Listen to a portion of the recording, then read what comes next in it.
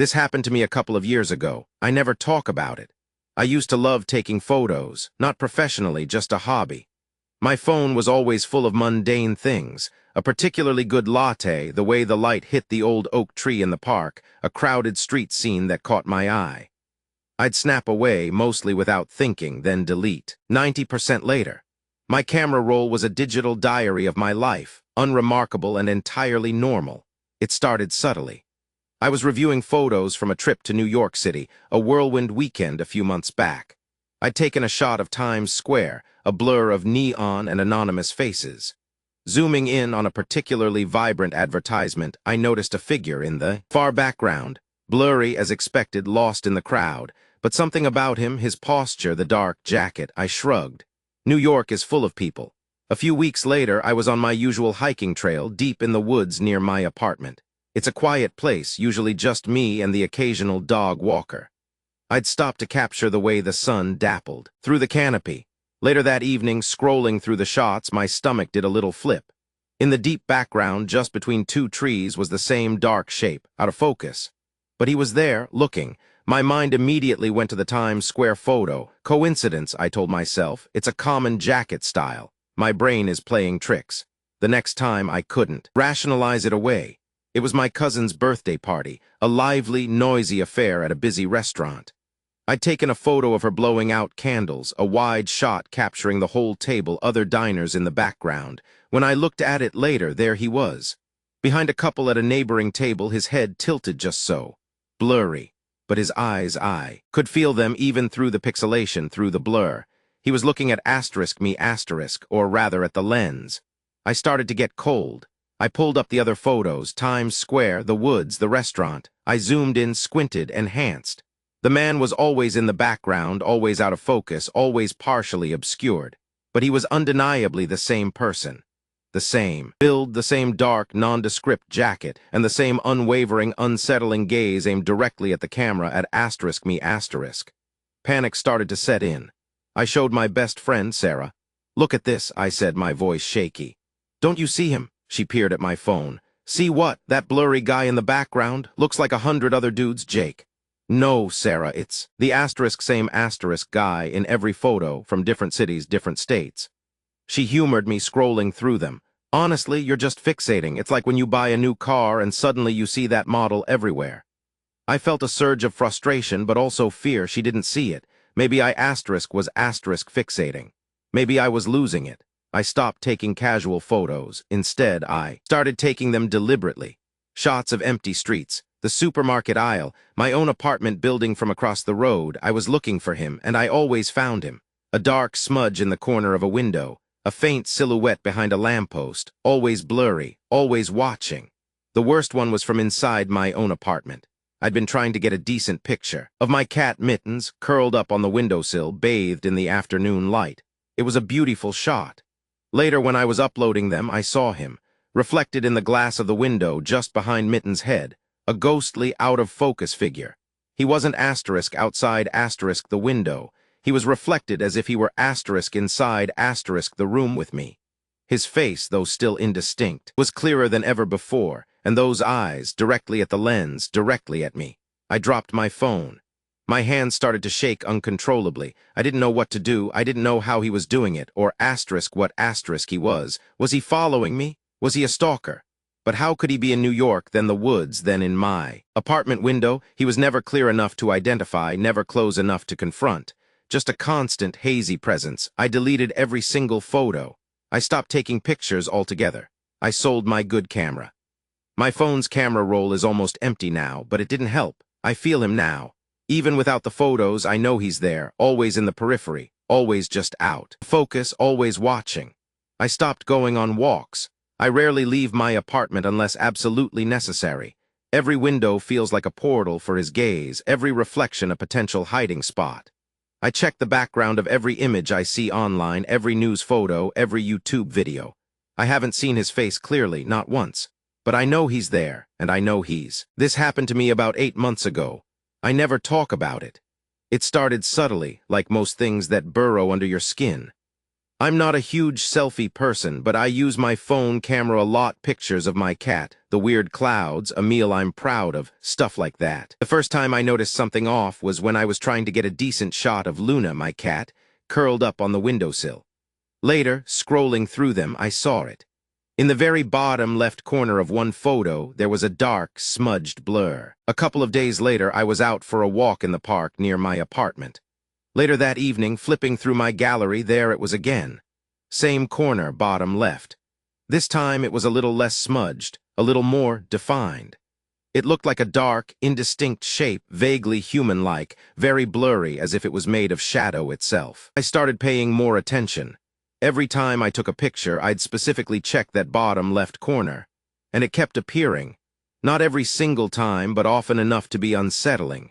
It was always the same dark, blurry figure, always still, always in that exact spot. I showed it to my friend Sarah one evening when she was over. "What, the weird dark spot? Is your camera dirty?" "No, I clean it constantly now. It's only in the asterisk picture asterisk. It's not on the live screen and it's not there in real life." For a few weeks I avoided using the camera. But then I saw something genuinely photo-worthy, a double rainbow over the city skyline, and I couldn't resist. I aimed, took the shot, pulled up the photo, and there he was, bottom left, a little darker, a little more distinct. That's when the dread really started to set in.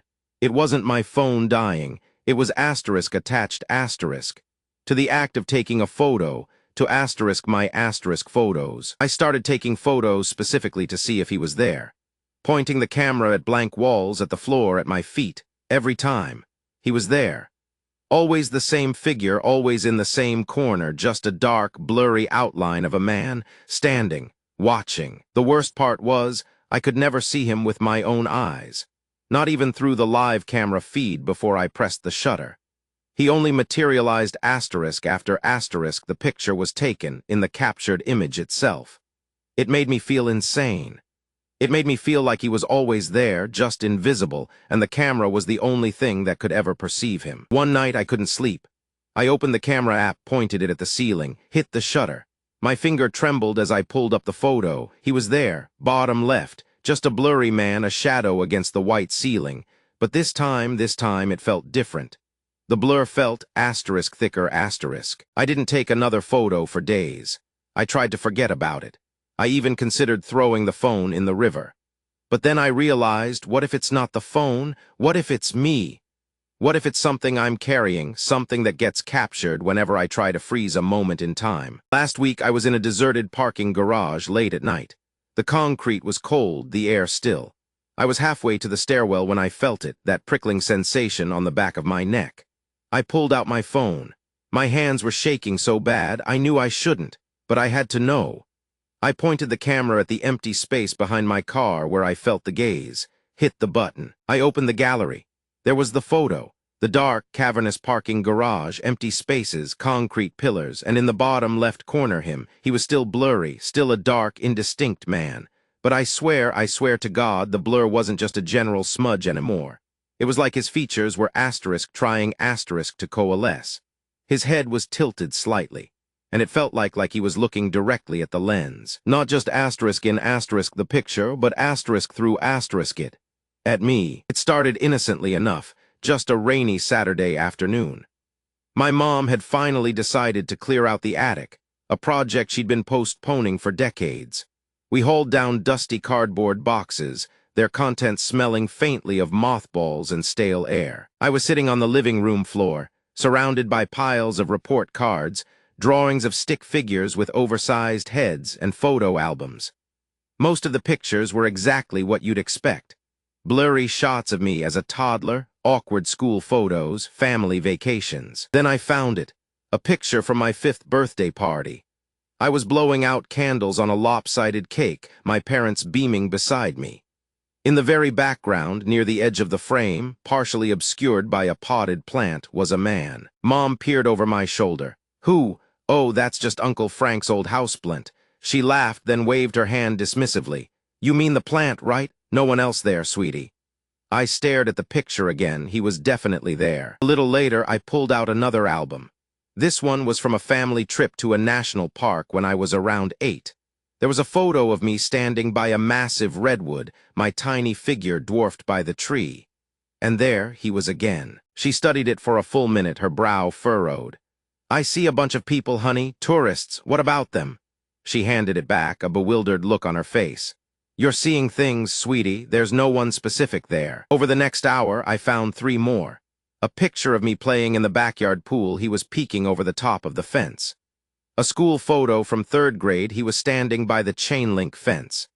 And then, a photo of my parents and me on a camping trip. He was a dark shape in the deep shadows of the woods. I walked over to my dad, who was reading in his armchair.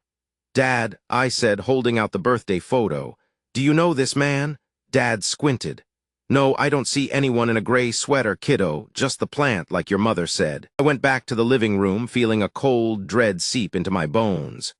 I picked up one of the photos, a close-up of the man's face from the birthday picture.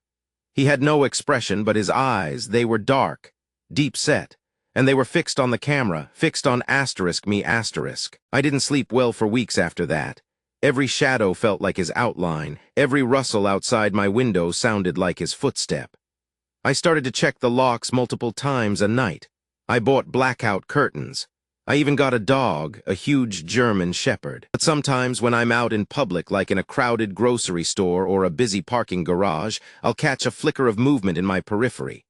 A tall, thin man, dark, neatly combed hair, a gray sweater. I whip my head around, heart pounding. He's never there. But the feeling persists, that he's still out there, somewhere in the background, subtly edited into the edges of my present. And if I look closely enough, I just might find him. Always watching, always there.